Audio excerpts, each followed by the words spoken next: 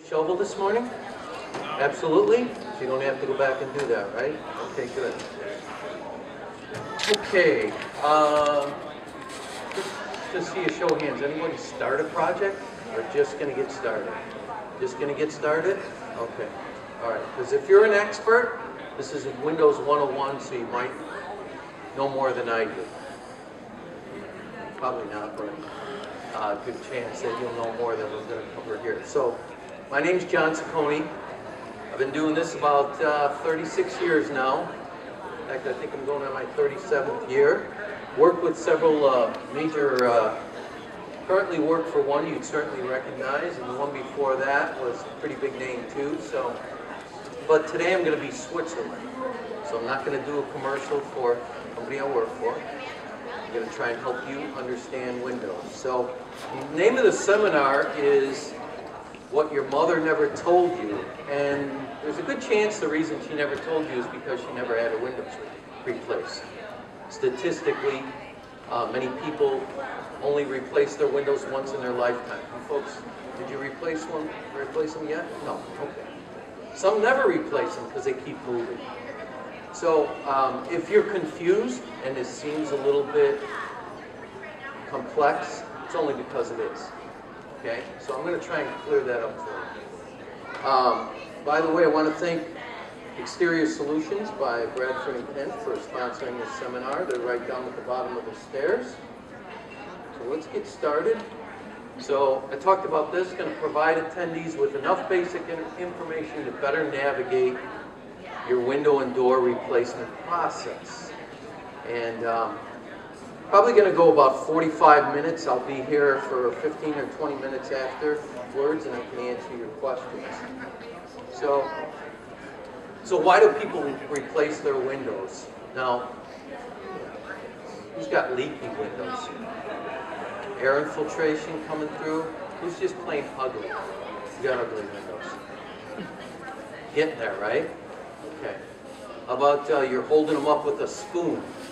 The part that comes down, closes? No? None of those? Yesterday a lady said to me, my windows don't look so good because they got plastic over them. I said that happens. So let's talk about why you replace the windows. First of all, like people and animals and everything else, windows have a life cycle. They wear out. They don't last forever. You can't repair them after a certain time. It's just better to go with new windows. So what's that time frame? I don't know. I think there was a conspiracy. The people that built furnaces and windows and roofs and all the things that you put in your house, somewhere around 20 to 25 years. Seems like about the time when they don't last anymore. So if you're into about 18 to 25 years, you're probably in the time frame that you're going to replace your windows. So today we'll talk about the ABCs of window replacement, what's important. I'm going to talk about frame and sash. You might not know what that is right now, but you will when we're done today. Okay, also going to talk about replacement methods. Now this is really important, really important.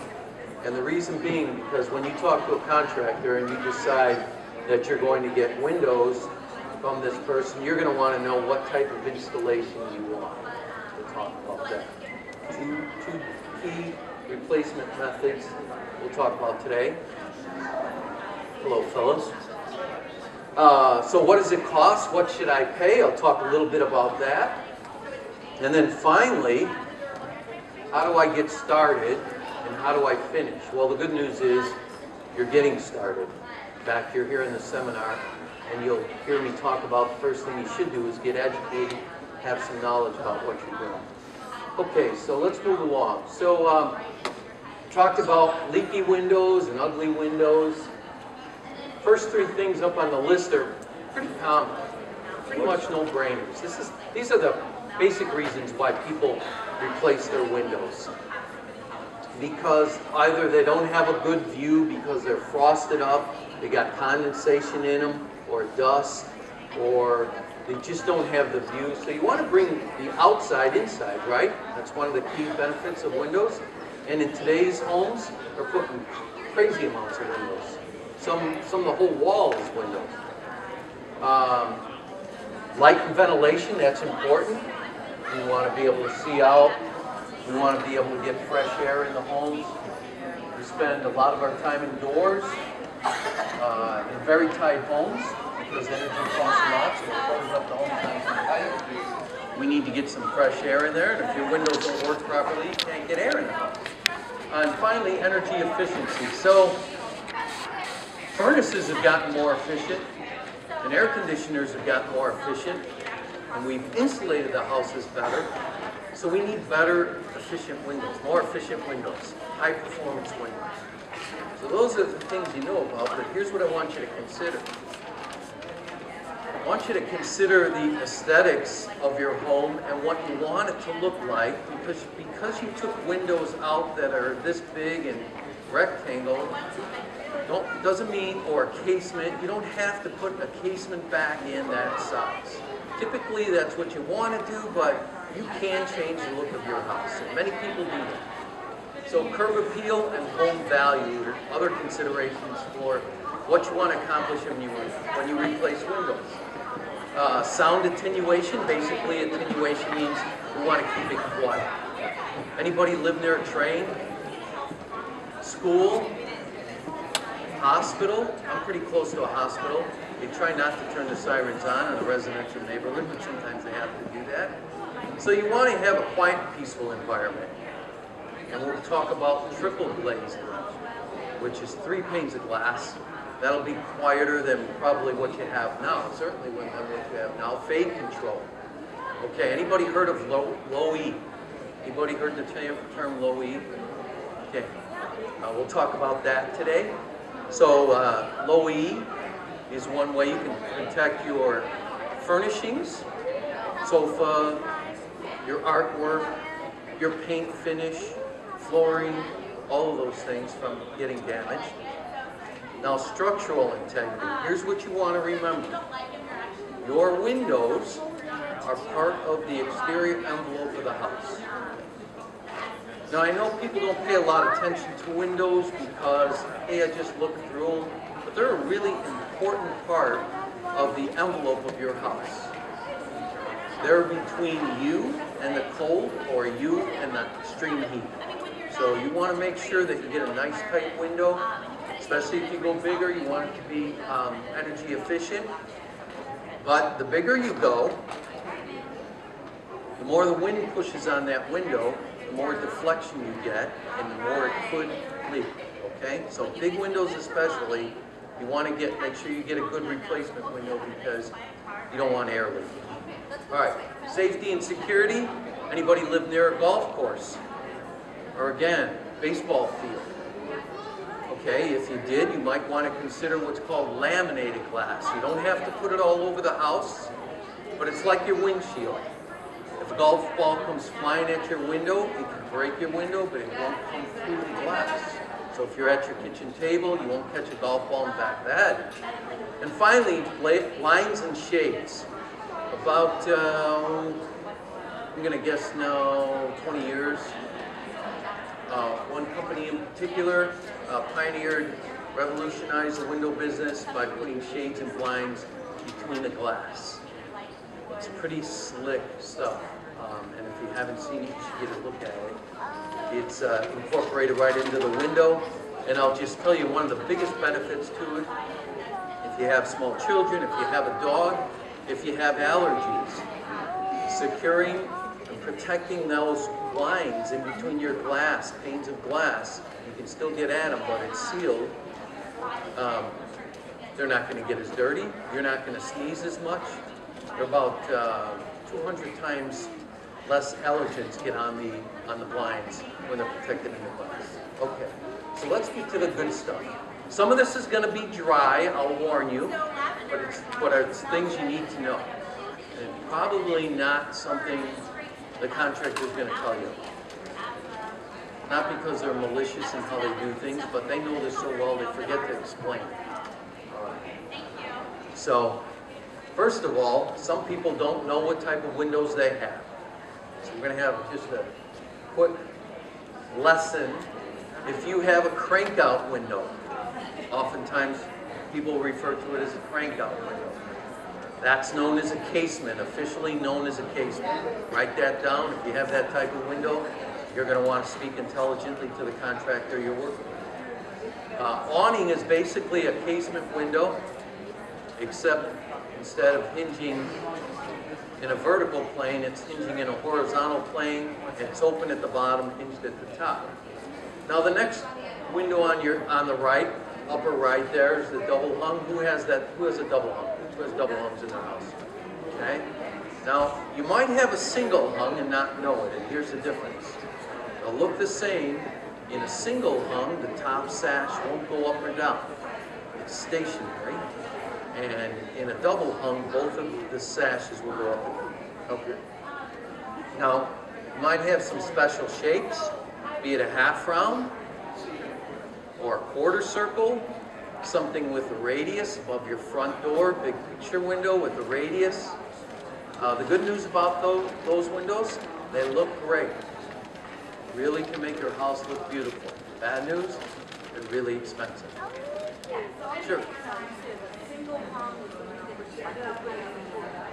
Yes, you raise just the lower moving part of the window. The upper part won't go up and down. So to me, you can do both sashes go up and down. Okay, so you have a single hung window. All right. Okay, moving along, let's talk about doors. And again, this is Windows 101, so I'm going to give you a high-level view. You saw the helicopter in one of the slides. It's a high-level view. So we have two basic kinds of doors. Patio doors, which are designed to be in the back of your home or the side of your home, typically. All right? And then the other type of door you're going to have is an entry door. So what's the difference? Well, the main difference is that entry doors are designed for more cycles. So you are going to walk in and out of your entry door more times than you're going to walk out of, say, the door in the back. Typically, not always. But your front door is going to get a lot more use. It's built to allow people to come in and out every day, 4 times a day. Your patio doors are more decorative. You can get them sliding, you can get them hinged, and typically they're going to be more for decoration and occasional going outside the home. Okay, so now the question becomes, I've got windows, I've got doors. What type of material should I replace them with? 3 major types of materials that windows are built out of today. Wood. And when we talk about wood, today most of the windows, the great majority of windows that are wood windows are wood clad. So if you had windows that you had to paint years ago and you didn't take care of them and now they're not performing because you didn't take care of them, you don't have to worry about that anymore. Wood windows, every manufacturer making wood windows today is making some kind of clad. So what's clad mean? That means on the outside of the wood window, the entire window is wood, on the outside they're going to cover it with some type of material, either aluminum or vinyl. And that's designed so you don't have maintenance on the outside of the window. Okay? You see the dollar signs up there. Again, this is typical. You're going to probably pay more for a wood window. So what are the benefits of a wood window? So natural strength, beauty, thermal efficiency. Believe it or not, a tree, which is where your wood windows came from, have a good thermal performance. Okay, they don't transfer energy very well, and they look great. What else? You basically have unlimited colors that you can go to on the outside of the house. Every manufacturer will have standards and some select colors, but you could literally get custom colors if you want that. You'll pay more for it. And then you have virtually unlimited finishes on the inside. You can paint them white, you can paint them gray, you can stain them light, dark, clear color, whatever you want to do with wood windows. Okay?